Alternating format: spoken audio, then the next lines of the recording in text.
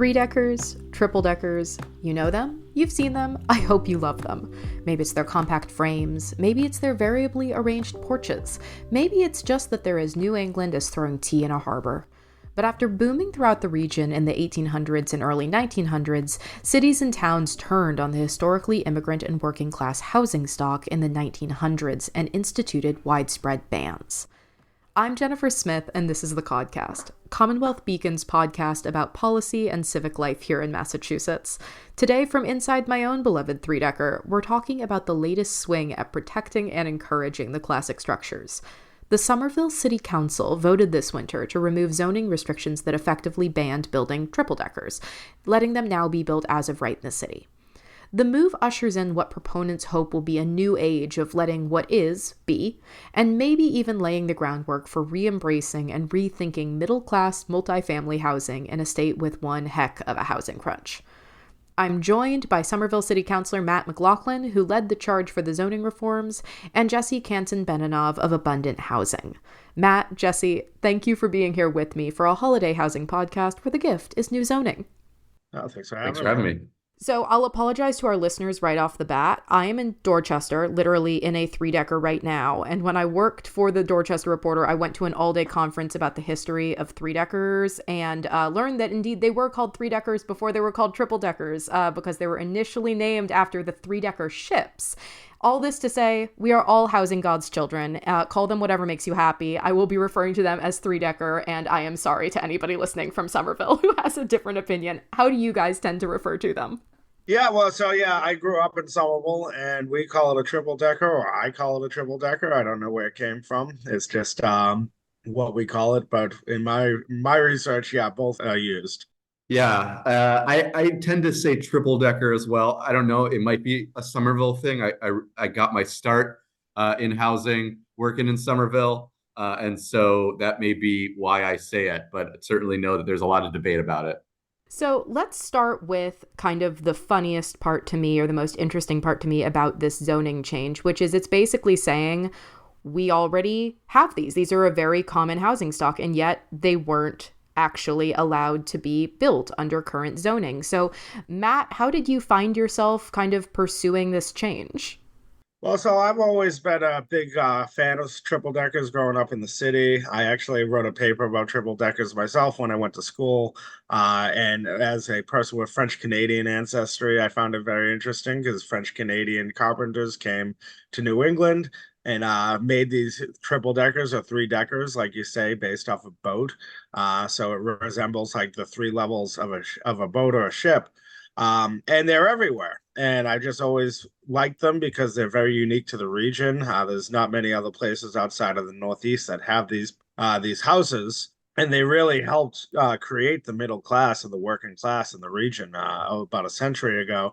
And as you mentioned, they became banned throughout the entire region for really classist reasons because people didn't want the working class in the neighborhood. And it's just interesting to see how they ebb and flow in terms of just they started off as a step up for the working class, then they became seen as a blight, and now they're worth $1 million a floor in some of them. So what's the problem? So we were trying to pass zoning well before the MBTA Communities Act, which is really the main reason we made this happen is to come in compliance with the MBTA Communities Act, which requires dense housing by transit. That's something I've supported. That's something Jesse has supported for a long time. And this seemed to be the killing two birds with one stone, or just the easiest solution to solve both problems is we need to add density to the map. We like triple deckers, and I find a lot of people who are resistant to development or resistant to dense housing, they like the triple decker because their attitude is that big ugly building doesn't fit the community, and nothing fits the community more than a triple decker in my mind. So when this opportunity came up several years ago, we tried to pass this, and we just didn't have the votes. And to give credit to the Somerville planning staff, they've been trying to do this for several years, but the votes were just never there.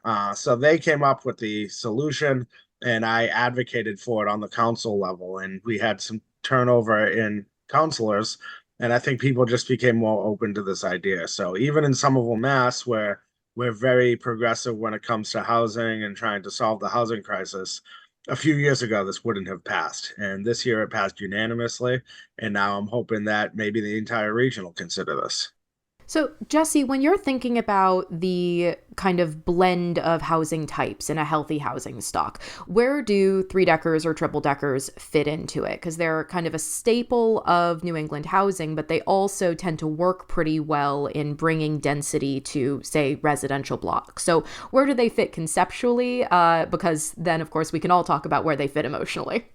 I mean, I think the starting point is that we have an extreme housing shortage in Massachusetts, anywhere from maybe 200 to 400,000 homes short just of demand, let alone where we need to get to actually help decrease housing prices.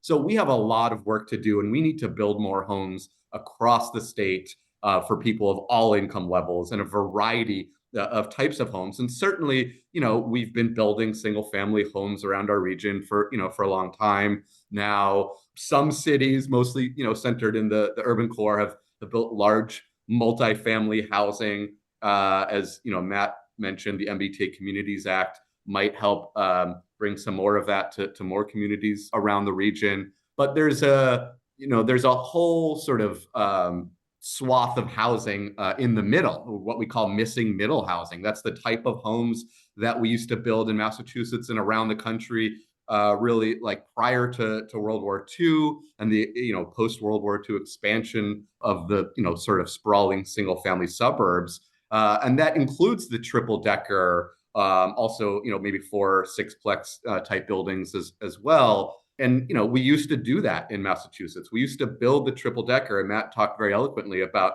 how that became such an important type of housing for working class families in Massachusetts, for immigrants. And I think one thing that's really important is that it's a vernacular architecture. It's become sort of iconic, identified with Boston and Somerville, and you see triple deckers even outside of the urban core, right? And Worcester's full of triple deckers as well, and other parts of the state. So it's a way to talk about a type of housing that we haven't built for a long time in Massachusetts, which has an important role to play in creating housing opportunity for more people. That isn't just now large luxury single family homes or the very large multifamily apartment types built near transit. And it's something that people can identify with. So it plays, I think, just such an important role in potentially meeting our region and our state's housing needs. I don't think the triple decker is the be all and end all. We're not going to solve our housing crisis just by building triple deckers or three deckers. But it's a real important way to advance the conversation about what are the variety of strategies that we could use to build the homes that Massachusetts desperately needs. So, Matt, thinking about kind of the long-term implications of this zoning change here, part of it is saying that this housing stock that we already have is fine, and we can build more of it. But is the hope that there is suddenly kind of a boom in new three deckers? Is there a hope that people might, for instance, add additional units to, say, 2-unit housing? How are you sort of seeing this in practice? Because we kind of know what we mean when we say classic three-decker, but it's not saying that you have to have the stack, stack, stack, and then the 3 porches. It's talking about the unit count, right? Yeah, so I would love it if there was a boom in triple deckers in Somerville and in the region. That's probably not going to happen, but at the very least, we allow something that exists to exist, which I think is really important. And yes, this isn't just about triple deckers. What we did was to allow a third unit by right across the city, which was really kind of a big deal a few years ago when we were trying to pass citywide zoning. That was the biggest sticking point. So I think what's most likely going to happen is if you have a 2-family house, you can now add a third unit to it. And that's the most likely scenario, which should add to our housing stock. And I think if the whole region did this, then we'd be getting somewhere. So we kind of modeled that off places like Minneapolis that allow 3 units on site everywhere. Somerville, the thing I see in my neighborhood, I represent East Somerville, almost everything is a 3-family unit anyways. And most housing around here is already at least 2 units, but a lot of 3 units too. So it won't really have that profound of an impact in addressing the entire housing crisis, but it will allow for more units to get built. It'll be less intrusive units. You won't need an entire lot an entire block in order to build this housing. So you can do one at a time, small sort of thing. It'll be residential community, so it's building the neighborhoods more. So it has a lot of solutions, and it gets us in compliance with MBTA communities.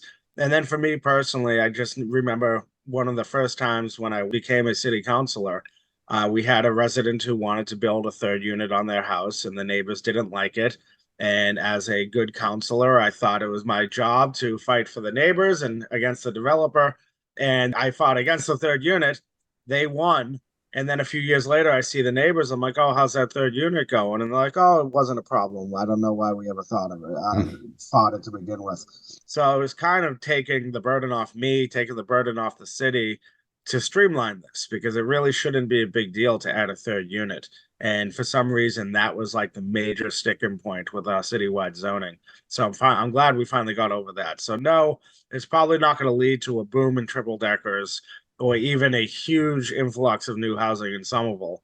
But there's a lot of other places that have a lot less housing than Somerville and a lot less dense that this could be even more useful in. So I'm hoping a lot of people copy Somerville these days, and I'm proud of the fact people copy us. So I'd like to see more people copy Somerville on this. Jesse, how does that kind of, discussion about where the resistance to kind of new units, even if it is sort of in line with the pretty staple housing stock, how does that strike you? How do you see that kind of playing out in housing discussions across the state, kind of just on the unit count level? Because then we'll get into sort of where affordability gets into this. Yeah, I mean, it's certainly one thing to have the conversation about, essentially re-legalizing the triple decker in Somerville or in Dorchester, Boston. It's maybe another conversation to have that in some of, I don't know, the Metro West suburbs that tend to be large lot, single family homes where, yes, they identify the triple decker as something they see when they drive through Somerville or Boston. But not necessarily something that they are comfortable with in their community. And they sort of see the character of their community as different than the type of community that, has a historic stock of triple decker homes. I think that's a problematic position. As, Matt talked about a few minutes ago, the sort of a banning of triple deckers historically was an anti-immigrant and anti-working class move. There is a reason why many suburbs that maintain large lot single family home zoning, exclusive zoning, are selling single family homes for maybe as much as a triple decker in some communities, and why the racial, ethnic, and economic diversity of those communities is nowhere close to some of the communities that have had a diverse housing stock historically, like Somerville or Boston. So, I do hope Somerville is providing a model. I think certainly under the MBTA Communities Act, there is opportunity for more triple decker like housing to be legalized in a variety of communities in the MBTA region. But I think it's going to be a tougher, and has already proven to be a tougher conversation in some of those places, for reasons that I think are problematic at times and rooted in exclusion, racism, and classism. I've been really interested in thinking about three deckers as not just kind of, a multi-family housing stock, but often they're talked about in terms of multi-generational housing stock. And that can come kind of with a mixed bag there. I know that the Globe in its Housing Spotlight series at one point, or in one of its racial diversity series and racial equity series, was talking about kind of how, historically speaking, it used to be that you could own sort of a property and then maybe your parents or like another generation would live in one of these other units. And so it was not only a place where someone could live, but you could also both house family and then also make some income by renting out another unit. So I'm curious to kind of both of you, how you think about this housing stock's history as not just immigrant housing, but also generational housing. And then what happens when it's kind of increasingly viewed as something to kind of turn into maybe three condos that are all kind of treated as independent apartments. So Matt, do you want to start there talking about sort of how your perception of kind of the literal use of a three-decker has changed over time? Yeah, well, I'll go back to the whole history if you like, but yeah, I love that. basically, Yeah, I'll just start off because I am very fascinated by the history. So, like during the Industrial Revolution, a lot of immigrants from across Europe and Canada and around the world came to this region. And particularly the French Canadian boat builders and the carpenters came down here, and they modeled the triple decker after a ship.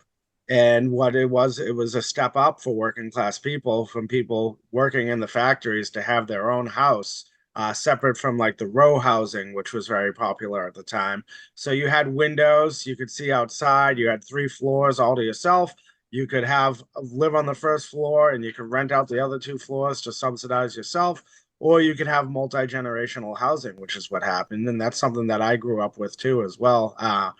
In the back of my family house, there's a nice lot there. That was an older gentleman who was there back when Somerville was still farm country. And he had a wonderful backyard, big field. And to subsidize his income, he created 3 triple deckers. And that's where my teachers lived and a bunch of people in the neighborhood. So people would also have it for their families. And eventually they became so popular and the working class boomed, and there was a pushback against immigration. So people all across the region basically banned these structures using exclusionary zoning, which is something that's still done to this day, to basically discourage housing from being built. And they basically blocked this out. But that only made the triple deckers more lucrative, because now, if, say, in Boston, a triple decker burns to the ground, depending on where that place is, they can't rebuild the triple decker. They have to build a 2 family house because of what the zoning says. So that's how they restricted it. And now the triple deckers that do exist, people don't want to tear them down because they'll lose that second unit. So they gut them, make them into a condo. I don't live in a triple decker, but I live in a 3 family house. All 3 floors are condos. I'm the only owner occupied unit there. The other 2 are condos that people rent out for profit. So I expect that's what's going to happen. And, I would love to see a world where people had 3 generations of their family living in one house. I think that's not typical, period, regardless of what the triple decker is now. Like, just family dynamics have changed. But I think the more likely scenario is, yeah, you have 3 different floors with 3 different people living in it, but that still solves a problem. It adds housing to the region, and it has this added bonus of a historic structure that is valued in the community, and that people don't, at least in my mind, most people don't view it as a blight anymore. They view it as a unique characteristic to the region. So it adds housing, and it says what is can be. And that's important as well, because when we first passed our zoning, one of the things the city kept driving at is like 90 something percent of the city housing was illegal under the zoning code. You could not rebuild this housing. If it burned down, you had to go by the old zoning code. So we finally got to a place where we pulled out the map and said, these things exist. We should allow them to exist. One of the kind of points of controversy throughout this process is tied to another crisis, which is not just housing crisis writ large, but also the affordable housing crisis. We have pretty severe shortages of wait lists on public housing, serious enough shortage of affordable housing in general that it's compounding a shelter crunch right now because there's nowhere for anyone to move into. So it's just a whole big mess. But it's been very interesting to me thinking about how that ends up interacting with kind of smaller unit count properties. Generally, when we require, for instance, a certain amount of affordable housing to be built, it's after something reaches a certain unit count. So, Jesse, again, kind of looking at Somerville's policy of, letting what is be, and then thinking about ways that maybe the state could build on that or improve or tweak it to kind of accommodate the fact that it's not just looking at small unit houses on their own, but also how do you incorporate affordability into smaller unit count buildings in sort of a way that doesn't end up throwing the ratio way off. Yeah, I mean, I think the example from Somerville and these recent changes are really telling. And the fact is that when Somerville had sort of a mandate that one of the 3 units had to be affordable, nothing was getting built. That sort of equated to about a 33% inclusionary zoning mandate for triple deckers, and nothing came of that. Mandating that level of affordability, I think doesn't work. That's not to say Somerville hasn't done a lot to try to address the affordable housing crisis and sort of decrease of affordability of the city. Certainly, there's a lot of work in Somerville. I used to work for the Somerville Community Development Corporation that built a lot of affordable, moderate and low-income housing in the city. There's a strong housing authority that's doing a major redevelopment of the Clarendon Hill public housing out in West Somerville. There's a 20% inclusionary zoning mandate for larger buildings in Somerville, which has meant more affordability in like developments in Union Square and other places. And so a lot is going on, but to apply these affordability mandates to such small unit counts, I think the example here demonstrates that it doesn't work, and we need to focus on affordability strategies in other ways. I think the governor has a very ambitious housing bond bill that she's proposed, trying to inject $4 billion into affordable housing programs to increase the stock of affordable housing around the state and to make market rate housing more affordable. And I think that's a really important piece of it. I think there's pretty much a consensus in the social science research looking at real world examples from around the United States and around the world that adding more homes and exceeding the demand for homes in housing markets really does not only help to stabilize prices, but in some examples has actually reduced the cost of housing. We're not there yet in Massachusetts.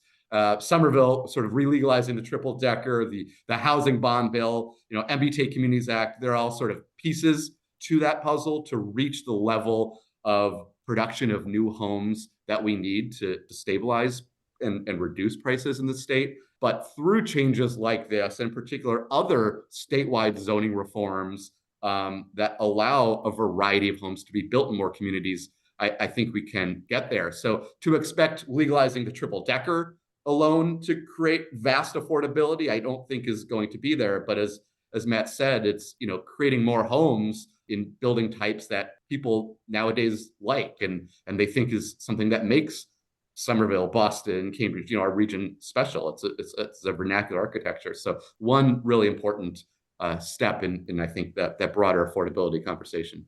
Matt, what did you learn from kind of what happened last time a few years ago with the kind of re-legalization effort that didn't just include kind of the affordability requirement, but also, if I recall, also was aiming for kind of a visual consistency, saying like you had to build it near other similar housing stock. So how did that end up also playing out? The idea of you're legalizing it in part because it's already here, but then there's a reading of that says, well, you should only ever then build it in places where it already exists. There's a little bit of a fun paradox going on. Well, something Jesse alluded to, or I'll attribute to myself so he doesn't have to take credit for it. But one of the things I learned, I'm very proud of the fact that we have the 20% inclusionary rate in Somerville. It's the highest in the state. One of the things I realized through this, though, is it's not just, old conservatives who like anti-immigrant or anti-working class people who are afraid of change. There is kind of a progressive anti-housing element to things sometimes. And when I see something like, a 33% inclusionary rate on a three-family house, which is something I supported, agreed with, but it didn't work. And it became clear to me that sometimes people advocate for the toughest thing because they don't want to see it happen at all. And that's what happened with the third unit, which there was this kind of whisper campaign to stop a third unit period citywide that succeeded. Then we had the triple decker, which was allowed by right. And people said it can only be next to another triple decker. And just he's kind of like crawling it, trying to limit it and contain it as much as possible. And even when it came down to the affordable third unit, so our rule for a while was you can build a third unit, but it has to be affordable and it could be a high income affordable, so middle class housing. When they said that this might build thousands of units, people got scared. And people like me were like, oh, that's great. We're talking thousands of inclusionary units. This will be amazing.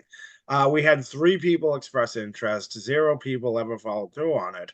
So it became clear that this just isn't happening. And something I tell people when I'm pursuing other zoning changes, trying to increase the housing stock, people would like to see the inclusionary rate go up. And I tell them that, that like I'm not a person who believes that the free market is going to solve our problems with this, because the market in a lot of ways is a cause of the problem.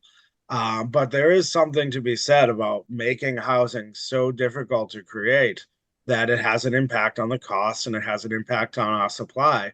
And something like not allowing a triple decker is just the most symbolic aspect of that, that you can't even build a house that's unique to this region that everybody sees everywhere. And you can't even do that here. And because of that, that's why we supported these changes. And I do think there's a small step for Somerville, but if every city in the region allowed a third unit or allowed a triple decker even, we would get further in the fight to address affordable housing. I think the last thing that I want to leave you both with is sort of what a three-decker of the future looks like. I've been really interested in some kind of pilot programs that have gone on in different areas of Boston and other regions saying, well, can we think about the construction costs? Can we think about kind of using prefab or modular units to create something that's kind of like a three-decker, thinking about greening buildings? Because one of the things that was true of earlier three-deckers was, they were pretty affordable to build. And that, of course, got weaponized against them. People called them like fire traps and all of that stuff. But it's going to be harder to build affordable three-deckers now, in part because of the housing crunch, in part because of the housing costs, inflation. We can just list reasons forever. So long wind up to the short question, which is, what's interesting to you about what a three-decker might look like in the future, what it might incorporate, what it might represent? Well, I'd say I'd say that the triple decker is already a pretty unique building, and there's many variations to it. It wasn't just working class tenement housing. Some people really classed them up and made them look like Victorian design, and they had all sorts of different elements to them that was really a step up for people. Like this was not a slum. This was moving into the middle class. And I think now, yeah, the cost is still going to be there, but it is a fairly cheap house to make. And it doesn't require a whole block to build. You don't need to build Assembly Row. You just need to build a house. So I think, again, it's not going to solve the housing crisis. It's just one of many steps. And to know that, like, there are places in the greater Boston area that would not allow a third unit as a right, and even Somerville, progressive Somerville, just a few years ago would not have supported this. That has something to do with this. Yeah, and I think that this conversation around triple deckers, three deckers is an important entree into the broader conversation around missing middle housing in Greater Boston and throughout the Commonwealth. It may be that the triple decker makes sense in some communities.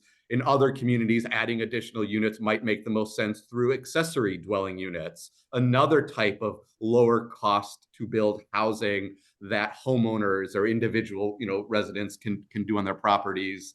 In some communities, it may be like putting two triple deckers together, right? We have the side-by-side triple decker, sort of a sub-vernacular of the Greater Boston triple decker. So, and then probably other creative things that people who are more smarter and more creative than I could come up with. But I just think having the triple decker, as the vernacular in Greater Boston and Massachusetts, opens up a whole conversation around, we need a lot more homes. We need developers, larger developers to build apartments. But we also need homeowners to have the right to add some new units, and it might take different forms in different communities, but the triple decker provides a sort of framing or a start for that conversation throughout the state. Thanks again to Somerville City Councilor Matt McLaughlin and Jesse Kanson-Benanav for joining me on the podcast. Thank you for listening. I'm Jennifer Smith. Our producer is John Gee. Leave a rating and review wherever you're hearing this now if you want to help other folks find us, and email codcast@commonwealthbeacon.org if you ever want to get in touch. We'll be back in your ears next week. Happy 2024, everyone.